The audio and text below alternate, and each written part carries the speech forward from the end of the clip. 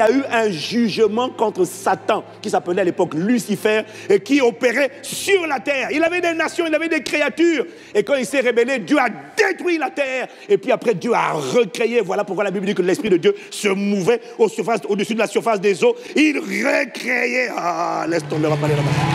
Laisse tomber. Laisse tomber. Bon, si tu me suis, dis Amen. Il n'y a pas de contradiction avec la science. C'est la science qui a raté les Écritures. C'est tout. Et quand tu dis que c'est une stupidité, on te dit attention, on va porter plainte contre vous. Mais il n'y a rien de plus insensé que de dire à l'homme que tu es un chef-d'œuvre comme ça, franchement. Oh. À l'époque, non? Ton point de départ, ton origine, c'est un ancêtre qui était comme ça. Hein? Mais Satan est malin. Pourquoi il a fait ça? Il a fait ça pour attaquer la vérité. Pour que l'homme ne connaisse pas qui est son père. Qui est l'homme? Tu commences où? Parce que le Père détermine le repère. Le Père, c'est celui qu'on va imiter. Le Père, c'est celui à qui on va se conformer. En faisant ça, il a tué, en ramenant l'homme à l'origine, la source, comme étant un animal, l'homme de Cro-Magnon, l'Australopithèque. Il a détruit les idéaux de perfection, de sainteté, les idéaux d'excellence, les idéaux, tu vas comprendre, les idéaux de fidélité, de pureté, parce qu'on a baissé la morale de l'homme. Du coup, il ne va plus essayer d'être un être parfait, irréprochable. Il va essayer d'être un homme juste un peu mieux que son papa. Comme son papa mange l'herbe, ben lui, il va fumer l'herbe. Mais au moins, je ne mange pas. Je ne mange pas. Non, non, non, non, je ne mange pas. Je ne broute pas. Mon ancêtre broutait. Moi, je suis un peu plus intelligent, tu comprends? J'ai un peu plus d'intelligence quand même. Lui, il broutait l'herbe. Moi, je prends ça, je mets ça dans un petit papier, puis je fais... T'en veux, hein?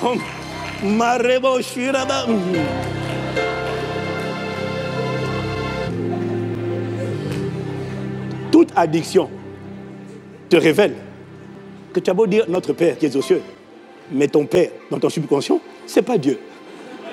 Tu fais les œuvres de ton Père. Bon, tu essaies d'être meilleur. Lui, tu n'es pas comme lui. Parce que si on te voit dans ton gazon en train de... On va dire, oh, excusez-nous, là c'est un démon. Non, tu as évolué. Donc toi, tu fumes seulement. Waouh! Karamashata. Mareto Rikabarasa. Est-ce que quelqu'un me suit? Satan est malin. Il a perverti le système de pensée de l'homme. Il a détruit la vraie origine de l'homme. Il l'a remplacé par un mensonge. De la version améliorée d'un chimpanzé appelé l'Australopithèque. Ah donc, comme l'animal, parce que c'est un animal, comme l'animal fonctionne à l'instinct et l'animal n'a pas de maîtrise de soi, l'homme animal, l'homme qui a cru en cette vérité-là, c'est normal, lui aussi il fonctionne à l'instinct. Hein. Tu ne peux pas lui demander, quand la colère vient, moi je m'emporte. Hein. La colère, ça me prend. Quand j'atterris, mais quand je suis parti. Je ne sais pas où je vais, mais je suis parti. Pourquoi? Mais parce que l'animal fonctionne à l'instinct. L'animal n'a pas de continence, il n'a pas de maîtrise de soi, il n'a pas de tempérance, il ne sait pas se contrôler. L'homme, et il m'a dit, tu vois, l'homme animal, quand il voit le sexe opposé dénudé, n'importe quel animal, tu as vu le chien, il fait waf, waf. Mais c'est l'instinct. Waf, waf, waf. Pour peu que la femelle lui dise ouh, il dit hé, waf, waf. Donc, autant de personnes qui vont lui dire si ça correspond à son type. L'homme animal n'a pas de retenue. Il ne connaît pas la fidélité. Dès que quelqu'un il dit waf, waf, waf, waf. Et puis il va avoir une relation avec numéro 1. Mais dès qu'il a fini, dès qu'il entend encore numéro 2, waf, waf. C'est ça l'homme animal. Tu vois, tu n'arrives pas à te contrôler. Et tu dis, oh non mais pasteur, en fait c'est la faiblesse, en fait je voulais pas, mais en fait je voulais me contenir, mais en fait on s'est vu, il m'a vu, je l'ai vu, nous vîmes, et puis après tu comprends, c'était mardi là-bas, en fait voilà. Tu es juste en train de révéler que tu as du mal avec la notion de sainteté, tu as du mal avec à être fidèle à ta femme, parce que au plus profond de toi, tu n'as pas la conscience de Dieu comme étant ton Père. Mais au plus profond de toi, tes œuvres trahissent que ton Père, c'est waf waf. Waf waf, waf waf Seigneur. On l'appelle Australopithèque. Cro-Magnon. Waouh! Est-ce que quelqu'un me suit? Tu ne peux pas demander à un homme animal la fidélité. Il va s'engager par principe, mais il ne te promet pas, il ne te garantit pas qu'il va tenir le cap. Ça va dépendre. Si j'entends un wouh, et si le wouh là est vraiment intéressant, je suis désolé, j'arrive. Parce qu'il a appris à fonctionner. Mais c'est l'instinct d'un mammifère. 90% des mammifères sont polygames. 90%. C'est pour ça que l'infidélité est la norme. C'est pour ça. Pourquoi? Parce qu'il a détruit le Père véritable. Il a caché, il a répandu un mensonge en amenant les hommes à s'identifier à Cro-Magnon. Est-ce que quelqu'un me suit? Vous voyez, le Saint-Esprit me disait, regarde, si tu amènes un homme à s'identifier à Australopithèque ou l'homme de Cro-Magnon, il faut que tu saches que tous les animaux n'ont de l'amour que pour leurs enfants, ce qu'ils ont engendré. Le lion aime ses enfants. Le lion n'aime pas l'antilope, il mange l'antilope. Il n'aime pas l'éléphant, il n'aime pas la gazelle, il n'aime pas le mouton, la brebis, la chèvre. Non! Non! Il aime seulement ce qui est à lui. L'homme animal ne peut pas comprendre l'amour agapé. Aimer tous les hommes. Avoir de la compassion pour tous les hommes. Aimez-vous les uns les autres comme je vous ai aimé. L'homme animal ne peut pas comprendre ça. L'homme animal, tu sais comment il pense? Bon, moi, tu sais, j'aime mes enfants, ça c'est sûr. Ma famille, là, je les tolère, ça va encore. Mais tu sais, pour le reste, les gens, c'est simple. Il ne faut pas me casser les pieds, il ne faut pas me prendre la tête. Si tu veux qu'on soit bien, reste dans ton coin, chacun dans son coin, la vie est tranquille. Mais il ne faut pas, je ne peux pas. Il y a des gens, ils ont du mal à aimer les autres. Tu as du mal. Pourquoi? L'homme animal. Est-ce que quelqu'un me suit? Est-ce que quelqu'un me suit? C'est terrible parce qu'en répandant ce mensonge, le Saint-Esprit me montrait, il me disait, tu vois, tu sais qui est ton Père en voyant tes œuvres. Quand on t'a identifié à un homme, à un ancêtre, une origine qui est un homme animal, la sainteté, c'est compliqué. La pureté, c'est compliqué. Les animaux aiment la saleté. Mais quand Dieu, dans ton subconscient, est ton Père, sans faire d'effort, ça devient, c'est pas la prière, c'est la conscience de la vérité. Quand elle était rétablie, tu ne pries pas pour être saint. C'est juste, tu es saint parce que mon Père est comme ça. Je suis comme lui. Je suis saint parce qu'il est saint. Je trouve naturel d'être bon parce que c'est la nature de mon Père. Je trouve naturel d'être humble parce que c'est la nature de mon Père. C'est naturel, c'est pas forcé. J'ai pas besoin de prier au nom de Jésus-Christ. Ah, humilité. Non. C'est la conscience de c'est quoi la vérité. Qui est ton Père? Tes œuvres révèlent ce que ton subconscient a cru. Donc au-delà des mots, ton caractère trahit. Tes actes plutôt, tes œuvres trahissent. Qui est ton Père? La vérité, c'est que si tu es né de nouveau, Dieu est ton Père. Mais la réalité, à l'intérieur de toi, c'est que ce n'est pas encore imprimé. Est-ce que quelqu'un me suit? Donc, le but de te dire ça, en te disant ça, le but, ce n'est pas de te culpabiliser. Le but, c'est de te forcer à l'humilité. Parce que c'est facile de parler. Mais les agissements révèlent ce que tu en es.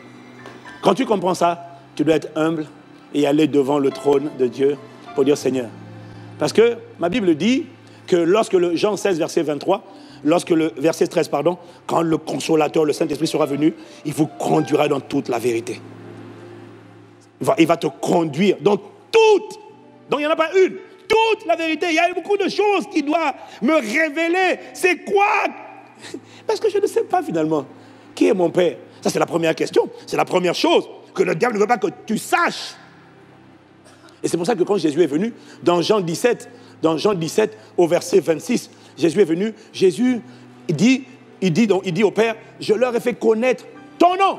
Et je leur ferai connaître, afin que l'amour dont tu m'as aimé soit en eux. Je leur ai fait connaître ton nom, ça c'est à mes disciples, et je leur ferai connaître encore à qui? Aux autres qui vont se convertir. Je vais leur faire connaître ton nom. Mais Quel nom? Je vais la faire connaître que celui qui s'appelle Elohim au commencement, que dans l'Ancien Testament, on appelle Yahweh l'Éternel. C'est formidable, mais ce n'est pas ce qu'il est pour toi. Mais qui est-il? Jésus leur dit, Jésus dit, je la ferai connaître ton nom. Quel nom? Le nom qui vous a appris. Quel nom? Quand vous priez, ne dites pas Elohim. Quand vous priez, ne dites pas Éternel des armées. Quand vous priez, ne dites pas Yahvé. Non! Quand vous priez, dites mon Père, mon origine, mon commencement, ma source. Je m'identifie à toi. Je commence à partir de toi. Je n'ai pas entendu Amen. Jésus est venu dans l'ordre de mission. Il est venu endommager l'ignorance des hommes et les ramener au véritable Père. Parce que si Dieu est ton Père, alors ça devient plus facile pour toi désormais de savoir qui tu es toi-même. La première vérité, que Satan ne veut pas que les hommes connaissent ce qui est le Père, qui est leur Père, qui est leur source. Et le Père de tous les hommes, c'est Dieu. Je n'ai pas entendu Amen. La deuxième chose qu'il ne veut pas que tu connaisses, que nous connaissions, c'est qui es-tu. Mais le problème en vérité, c'est que toute personne qui n'a pas la conscience dans son subconscient que Dieu est son Père, son repère, sa référence, son point de départ, si ce n'est pas assis en toi, tu peux prier, mais tu ne sauras pas qui tu es. Tu as dit des nombres de gens dans l'église qui ne savent pas qui ils sont, mais qui chantent qui ils sont. Je sais qui je suis. Je sais qui je suis. Je sais. Ou alors, on fait mieux. Je sais qui je... C'est quoi la gamme? Je sais qui je suis en Christ. Je sais qui je suis en Christ. C'est que j'ai en Christ. Et là, on chante. Je sais qui je suis en Christ. C'est que j'ai... Où je suis... Je marche avec puissance. Quelle puissance? Montre-moi. J'ai accompli des miracles. Bon, non, dis-moi lesquels. Non, dis-moi lesquels. Waouh! Ce sont des chansons. Je marche avec puissance. J'ai accompli... Quelle puissance? Un démon arrive dans ton sommeil et dit... Quelle puissance? Quelle puissance? Non! Non, après la chanson. Maintenant, arrivons maintenant dans la réalité. Quelle puissance! Hein? Quelle puissance? Les puissances des ténèbres se mettent. Tu es là. Tu as dormi bien. Tu te lèves le matin. Une pensée vient en toi. Toto, échec. Pas marié, pas de travail. Misérable, tu vois? Ta vie est un naufrage.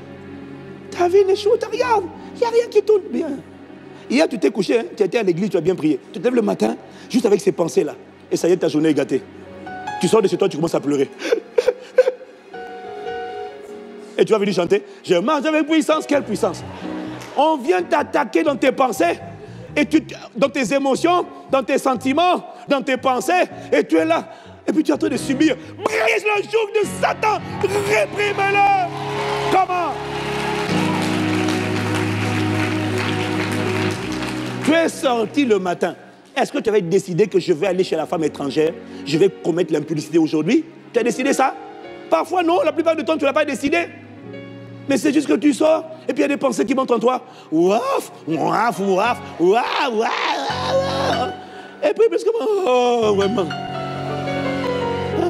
À quoi te sert la puissance? C'est pourquoi? Pour guérir les malades? Mais non, mon ami. La puissance, d'abord, c'est pour briser l'emprise du péché sur ta propre vie. Oui, tu vas aller guérir les malades, on est d'accord. Mais triomphe d'abord de la chair. Domine les démons qui veulent t'oppresser. Alors où est la puissance? Je marche avec puissance. J'ai accompli des miracles. Lesquels? Non, dis-moi lesquels. Tu as réalisé quoi? Miracle? Ça veut dire ce qui fait appel à la puissance de Dieu. Est-ce que tu es un miracle vivant? Il faut que quand on te voit, c'est ça la volonté de Dieu. Quand on te voit, on dit non. La vie de cette personne, son témoignage, son caractère, sa sainteté, sa pureté, son excellence, sa vision. Tu sens qu'il y a une puissance qui est à l'œuvre dans sa vie. On le dira à ton sujet au nom de Jésus. Donc, pour toi, ça a l'air peut-être évident. Je te garantis que Satan est tellement malin que le fait que tu as accepté Jésus. Mais attends, il dit aux Juifs qui avaient cru, c'était des croyants. Si vous demeurez dans ma parole, vous êtes véritablement mes disciples. Vous connaîtrez la vérité et la vérité vous affranchira. Donc, ils peuvent être des disciples sans connaître la vérité. Parce qu'ils ne demeurent pas dans sa parole. Est-ce que quelqu'un me suit? Vous connaîtrez la vérité. Elle vous affranchira. La deuxième vérité qu'il ne veut pas que tu connaisses, c'est qui tu es. Mais qui tu es, part d'abord de qui est ton Père. Une fois que tu as intégré qui est ton Père, ce que tu es, toi, ça devient facile. Mais la vérité, la réalité, pardon, bien-aimé, c'est que ce n'est pas un acquis. Non. Qui es-tu? Qui es-tu, là, bien-aimé? C'est la question que la vie te posera. C'est la question que le monde te posera. C'est la question qu'on a posée à Jean-Baptiste. C'est la question qu'on a posée à Jésus. On lui a dit, si tu es le Fils de Dieu, ordonne que cette pierre devienne du pain. C'était une manière de lui dire, tu es qui? On va voir qui tu es. Prouve qui tu es. Qui es-tu? C'est la question que les maladies vont te poser, que les barrières, les limitations de la société, là où tu as grandi, il n'y a personne qui n'est jamais allé là où tu veux aller. Dans tous les domaines, vous savez, il y a des restrictions, il y a des limitations. Personne n'a jamais fait ça. À chaque fois que tu veux aller là où personne n'est allé, des voix vont surgir à travers les hommes et même dans les conversations invisibles, silencieuses. Tu te prends pour qui? J'ai décimé. Personne n'a jamais fait ça dans ta famille. Dans ta ville, personne. De ce pays, personne ne n'est jamais sorti. Tu es qui? Tu es qui? Il y a des voix d'intimidation à l'intérieur de la plupart des gens. Ce qui fait que les gens ne préfèrent pas déranger, ils préfèrent se ranger. Pourquoi? C'est la preuve que tu ne sais pas qui tu es. Tout le monde sait réciter qui je suis. Mais moi, je ne parle pas de récitation. Je parle de, est-ce que tu as compris véritablement qui tu es? Au plus profond de toi, est-ce que tu as admis qui tu es? Lorsqu'on a posé la question à Jésus, qui es-tu? Qui es-tu? Sa réponse était simple. Il a admis qu'il était. Tout à l'heure, on a vu dans Jean 8, hein, il dit, je suis sorti de lui. Je suis enfant de Dieu. Je suis fils de Dieu. Dans Luc chapitre 22, au verset 70, tous dirent, verset 70, Luc 22, tous dirent, tu es donc le fils de Dieu. Il leur répondit, vous le dites, je le suis. Je suis fils de Dieu. You are ça. Je suis sorti de lui. Quelqu'un dit amen. Et la vérité, c'est que la Bible dit, en fait, on peut avoir, tu sais, Jésus avait plusieurs identités, mais il avait une identité principale. Il était à la fois l'agneau de Dieu qui ôte le péché du monde, il était le pain de vie, il était la lumière du monde, il était le bon berger. Tout ça, c'était vrai, la résurrection et la vie. Mais la première définition de qui il était, c'était sorti de Dieu. Fils de Dieu. La première des définitions, c'est ça. Quelqu'un dit amen. Je peux être pasteur, je peux être écrivain, mais la première des définitions, je suis enfant de Dieu. À ceux qui l'ont cru, Jean 1, verset 12 à 13, à ceux qui l'ont cru, à ceux qui ont cru en la parole qui a créé le monde, à ceux qui ont cru en son nom, à ceux qui l'ont reçu, à ceux qui ont cru, la parole a donné le pouvoir de devenir enfants de Dieu, lesquels sont nés ni de la volonté de la chair, ni du sang, ni de la volonté de l'homme, mais ils sont nés de Dieu, ils sont désormais enfants de Dieu. Qui dans cette salle est enfant de Dieu? Ok, acclame le Seigneur pour toi-même, alléluia. Marakaborosa. Bon, tu vois, tu as levé la main. Maintenant, la question c'est, est-ce que c'est juste comme les Juifs ont fait? Nous sommes les enfants de Dieu. Notre Père, c'est Dieu. Est-ce que tu as compris ce que ça signifie, être enfant de Dieu? Est-ce que tu as compris? Est-ce que tu as conscience de ce que ça veut dire être enfant de Dieu? Parce que est-ce que tu sais qu'au temps biblique, pour cette main levée-là, peut-être même aujourd'hui, jusqu'à aujourd'hui, Il y a des endroits où tu vas en Israël. Dès que tu as dit ça là, c'est fini. On dit ça y est, on va prendre les pierres, on va te lapider. Et ils ont failli lapider Jésus juste parce qu'il a osé dire qu'il est fils de Dieu. Il a dit, moi et le Père, nous sommes un. Le Père est en moi, je suis dans le Père. Mais toi et moi, on dit aujourd'hui, Christ est en moi, je suis en Christ. Mais ça t'aurait valu des pierres. Regarde, dans Jean 10, versets 33 jusqu'à 39. Regarde, les Juifs répondirent, ce n'est point pour une bonne œuvre que nous te lapidons, mais pour un blasphème. Parce qu'avant ça, il a guéri des gens, il a guéri un aveugle. Dis Amen. Dis Amen. Dis Amen, j'ai dit. Il a guéri quelqu'un. Déjà, les gars, ça le fâchait. Ça les énervait, pardon. Ils avaient envie de le lapider. Mais là, quand il a dit, moi et le Père, nous sommes un, les gars ont dit, ah non, là, petit, wallahi, wallahi, c'est terminé. C'est terminé. Prenez tous les pierres. Regarde ce qu'il dit. Et ils disent, hein, ce n'est point pour une bonne œuvre que nous te lapidons, mais pour un blasphème. Et parce que toi, qui es un homme, tu te fais Dieu. Pourquoi ils lui ont dit, tu es un homme, tu te fais Dieu? Maintenant, regarde ce que Jésus dit. Quoi? Jésus leur répondit, n'est-il pas dit de votre loi, j'ai dit, vous êtes des dieux. Bon, si elle a appelé Dieu ceux à qui la parole de Dieu a été adressée, ça c'était Adam et Ève au commencement. On ferme la parenthèse. Et si l'écriture ne peut être anéantie, celui que le Père a mis à part, sanctifié et envoyé dans le monde, vous lui dites du blasphème. Et cela parce que j'ai dit, je suis le Fils de Dieu. Oh, donc parce que j'ai dit, je suis le Fils de Dieu, c'est ça qu'il lui reprochait. Il a dit, je suis le Fils de Dieu. Les gars disent, ah, tu veux dire quoi? Dieu et toi, vous êtes un. Alors là, oui, lui et moi, nous sommes un. La Bible dit, si quelqu'un, celui qui est avec le Seigneur, celui qui s'unit au Seigneur, est avec lui, c'est l'Esprit. Alléluia.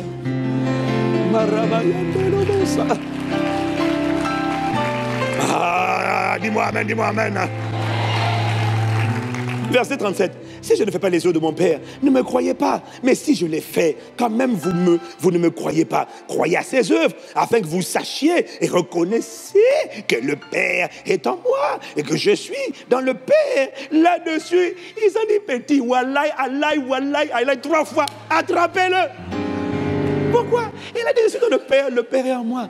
Alors le Saint-Esprit m'a dit, tu vois, la vérité, c'est que nous, on dit, je suis enfant de Dieu, mais on n'a pas compris ce que ça veut dire. Non. Eux, ils avaient compris ce que ça voulait dire. Jésus comprenait ce que ça voulait dire. Quand il dit, je suis enfant de Dieu, c'est le mot teknon, je suis descendant. Jésus a dit, c'est de lui que je suis venu, je suis descendant. Ça veut dire quoi? Enfant de Dieu, ça veut dire, je suis de sa race. Je suis de son pédigré. Nous sommes de la race des divins.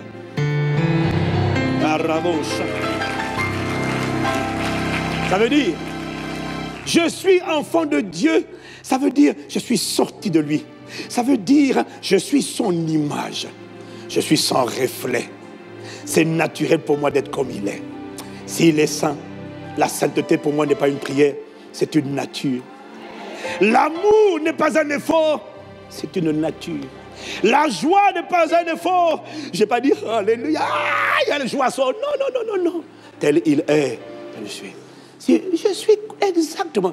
Je ne prie pas pour ça. Je prie pour que Dieu me rende conscient de la vérité. Je ne prie pas pour que Dieu me rende capable d'aimer. Je prie pour que Dieu me rende conscient de ce que, maintenant que j'ai été racheté, je suis son enfant. Mais renouvelle mon intelligence afin que dans mon subconscient également, cette vérité soit assise. Parce que quand cette vérité sera assise, je ne ferai plus d'efforts parce que je suis tel il est, tel nous sommes dans ce monde. S'il est excellent, ma vie ne peut pas être médiocre. Je suis obligé de sentir, de refléter l'excellence. S'il est capable, je suis capable. S'il est puissant, je ne peux pas être impuissant. Mais non! Ça veut dire quoi? Si je suis son enfant, je ne peux plus subir. Je ne peux plus me laisser oppresser. Je ne peux plus me laisser dompter. Je ne peux plus me laisser contrôler. Il n'y a plus aucune force qui est capable de me contrôler. Si je suis conscient de cette vérité, mais quelle force va me contrôler? Quelle va me dire masturbe-toi? Mais non! Mais c'est impossible parce que tel il est, tel nous sommes. Il est capable, je suis capable. Il est redoutable. Mon gars, tu ne m'as pas vu, hein? Tu n'as pas vu mon homme intérieur. Je te promets une chose. Je suis redoutable. Aïe, aïe, aïe, aïe, aïe, aïe, aïe, aïe, aïe. Il inspire la terreur. J'inspire la terreur, pas à toi, mais demande aux sorciers. Demande-le. Demande aux occultistes, ils vont te dire, casse-nous encore lui. Oui, mon gars. Je suis le pédigré de mon papa.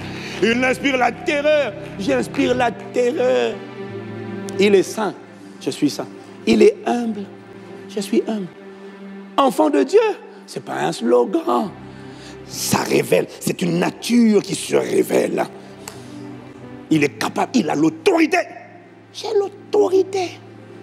Ce qu'il peut, ce qu'il dit que je peux, je peux. Tu vois, si je suis conscient de ça, il dit, n'est-il pas écrit dans votre loi? J'ai dit, vous êtes des dieux. Je suis de sa race. Il est créateur. Je suis créateur. Il est patient. Je suis patient. Il est bon. Je suis bon. Tel il est, tel nous sommes. Seigneur, rends-moi conscient de cette vérité. Parce que si cette vérité, que je suis sa descendance, ce que Jésus a dit, ceux qui croiront en moi feront ce que j'ai fait et ils feront des œuvres plus grandes.